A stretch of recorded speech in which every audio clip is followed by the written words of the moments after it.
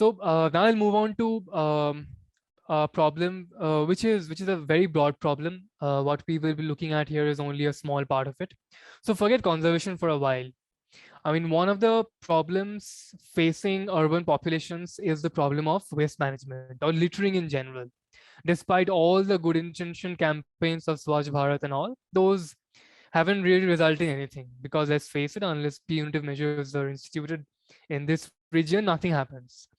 No one is actually, because we have this mindset, right, that as soon as a piece of wrapper leaves our hand, it ceases to our problem. It's someone else's now. This actually creating havoc, not only for animals, but also for the landscape. I mean, we have heard about soil pollution, we have read about it, but again, no one has told us about the real-time impacts of this that we might be facing.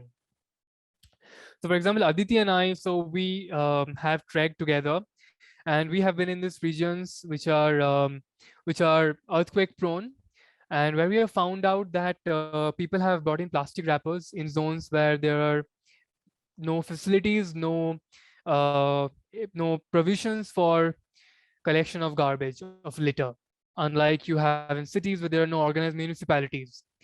And plastic takes a long time to decompose, so you leave it there, wrappers, cans, etc. It goes into the soil layer. And first of all, soil layer in mountains are so they are quite those setups are very fragile. So if you uproot something like a moss, or if an area has been cleared of moss, that area becomes prone to erosion. It is that fragile. Now, when you're introducing something like plastic, a foreign substance which degrades, which takes a lot of time to decompose and is not biodegradable, so as to say, in the mix, it actually affects the binding quality of soil particles, which means that soil particles in a I mean, in the mountains are not able to hold to each other, are not able to collude or coalesce with each other as they were able to without plastic. But they are foreign particles and they are hampering that binding ability, making them more prone to erosions. And when we talk about mountains becoming more prone to erosions, then during our leisure trips to the mountains, we become vulnerable to getting stuck in landslide and, God forbid, other natural disasters which can happen as part of that. And this becomes a serious problem in northern parts of India. As we know, there are routine landslides report, especially in the last season. There were a lot of people who were caught in avalanches. In fact, I was part of a trekking group which had to cross a live landslide where there were rocks actually falling on us. We took the risk and crossed it. And it actually, again, this is one of those things which are taking time bomb.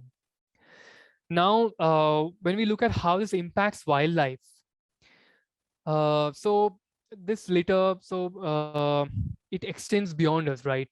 We pull this litter, we dump this in one place where we don't have, many cities don't have waste compactors. There are these mounting heaps of litter, which obviously will attract animals because litter will contain some semblance of food.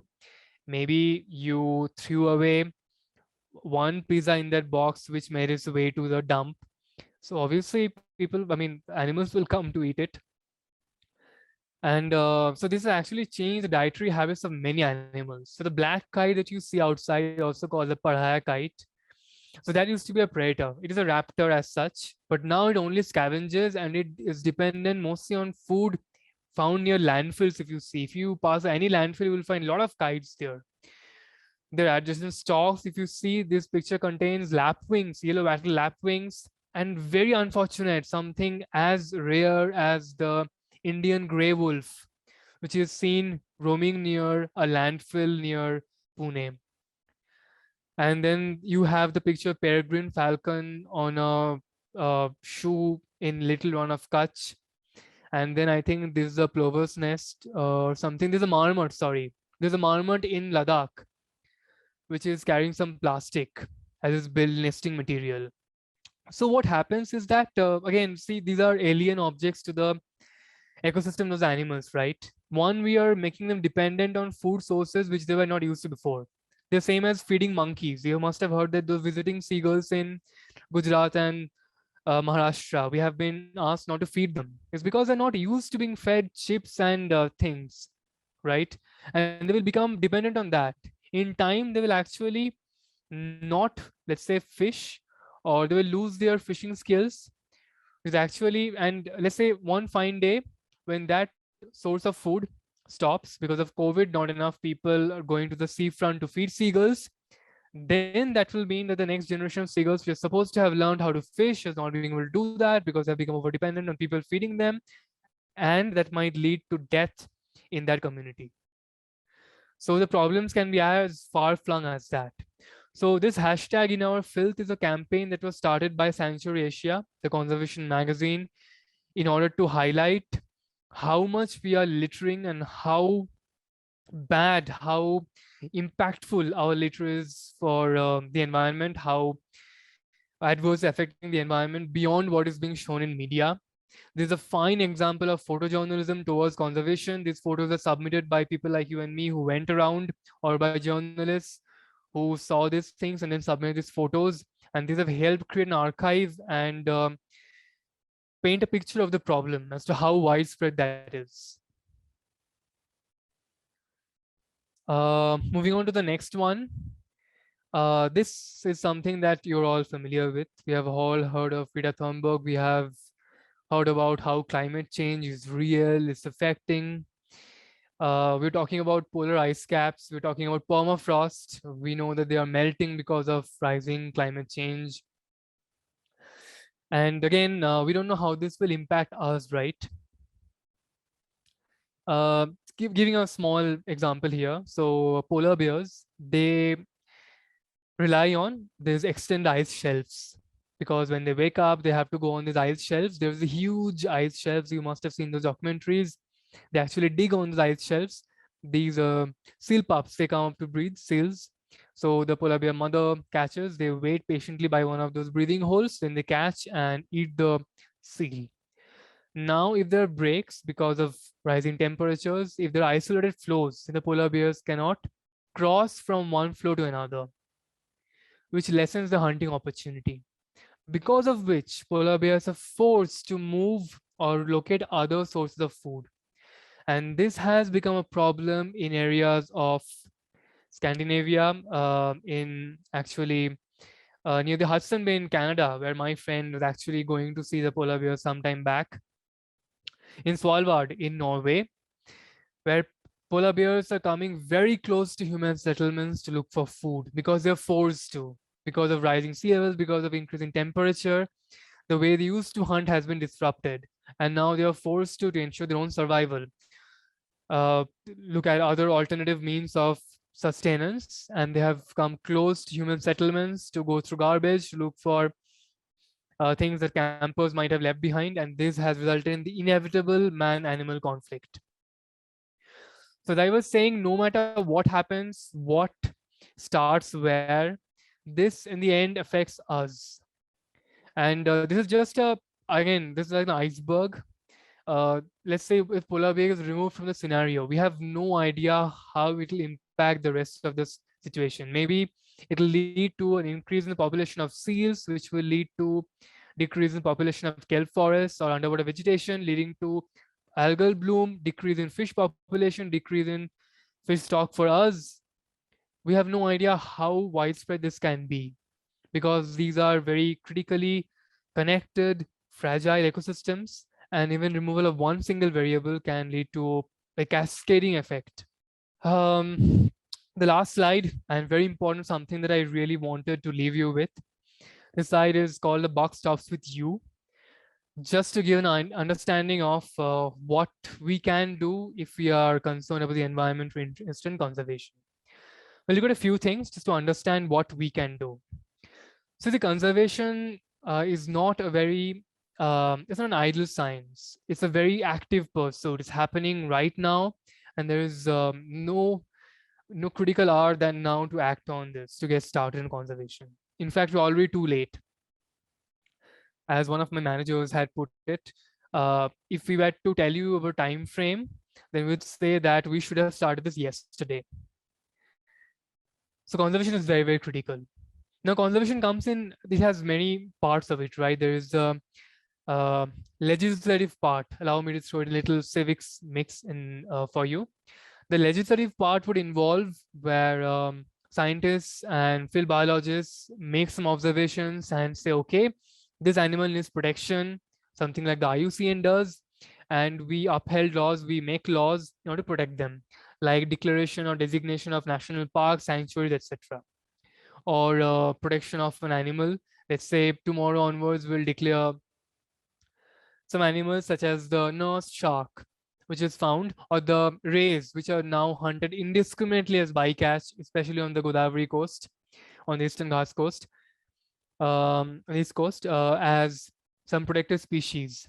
So these are legislations which is driven by actual fundamental research in sort of push and has to be implemented in by our legislative bodies, parliament, etc. Then comes the judiciary part of it, where we would be going into court. You have seen petitions which are filed, like the Ari Colony, etc. Supreme Court has stayed the order, where we actually appeal to the judiciary to interpret laws or help us protect some things which we believe are rights for the wildlife, are existing laws which are being infringed upon, right? Then comes the executive part.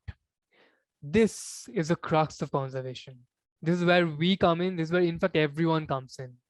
And you need not be a biologist to be in this, as we are finding out. You can be in any field. You can be an entrepreneur. You can find out how to make shopping bags out of recycling plastic, which is below 40 micron. They just say, I'm not saying it's doable. Or you can find out biodegradable packaging for FMCG and revolutionize the packaging industry. And you can contribute to conservation. You need not be a biologist, you need not be an avid wildlife follower to aid conservation. You can be a journalist, you can be interested in media, you can have a flourishing career like Shekhar Dattatri did, like Mike Pandey did. You can be an artist, someone like Nirupa Rao, who is an illustrator of botany. You can be a painter and you can contribute to conservation cause, you can raise awareness, or you can be like me, who has a day job, but because I'm interested in the field, I preserve some time to read about it or to raise awareness about this in the little way I can. So the point here is that we don't have the luxury of time right now, or the luxury or the cushion where we can sit back and say, okay, I know it's a problem. I know that this thing can happen. It should happen. There are people who should look at this, but I might not be the best person for that because I lack resources to do what I mean to sorry know what I should do, or number B, I can't be bothered about it enough. We cannot claim these things. If you know something which is bothering you, look up. There are a plethora of resources on the internet. There are these campaigns running. There are people who are leading movements who will be more than glad to help you, and you can keep contributing to this no matter what. Be it, let's say you start some simple activity like backyard boarding and you spread this information.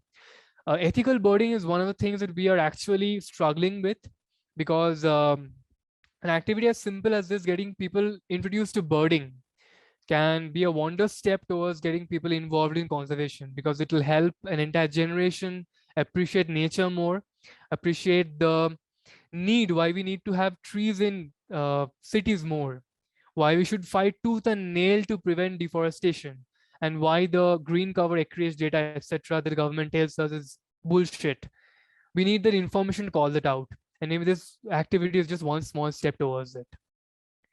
So anyway, I'll be sending a link. There are plenty of these walks, this bird walks, especially the people in Mumbai. There's something called a shore walk that happens, where you move along the Mumbai shore and find out, look at the amazing tidal life which is stuck there. I used to be fascinated with marine life when I was small, and I would have these Nat Geo magazines where I would talk about shore walks down in California and other places, and I would rue the lack of a chance in India that no one does it here. You need to have a biologist or train someone to help you do that, help identify the nooks and crags. And right now it's being done in Mumbai. So the time is right now. It'll help you appreciate maybe the importance of the coastal belt, why we need to keep Mumbai the way it is, not build a coastal road or preserve a place for parking of metro or whatever. But this is just one part of it. This is just the beginning. I hope you guys, your main takeaway from the session should be to explore other areas and to get started on whatever you can, no matter what vocation you finally end up in, to aid conservation. And I'll be more than happy to share links. I will be sharing a list of links with you, where places where you can look, websites you can refer, things you can go through to keep yourselves abreast of, reading material, etc. Quoting from again one of my favorite writers. We should listen to the greats when they talk about something, and when Leo Tolstoy says this, it means it really, really needs to be followed. Just a list of the acts, wildlife acts we have in India, just to give you a glimpse of that. Legislatively, we are doing fine actually. It's just the execution part which is missing, which is the need of the hour. Anyway, that was it. That concludes my presentation. I know, I think we are over time, but Aditi, do we have time for a brief Q&A?